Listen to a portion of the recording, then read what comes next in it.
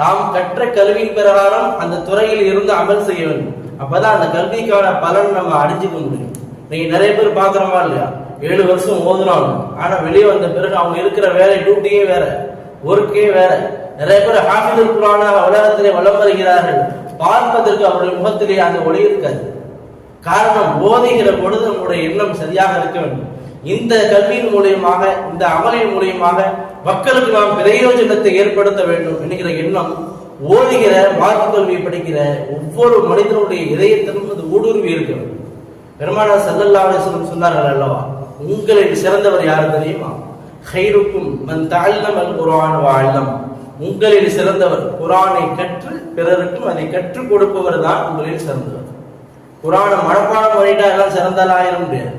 தான் மட்டும் ஹாஃபிதுல் குர்ஆனாக ஆனாலும் பத்தாது. சமூகத்தில் நிறைய மக்கள் ஹாஃபிதுல் குர்ஆனாக ஆக வேண்டும் என்ற ஆவலோடு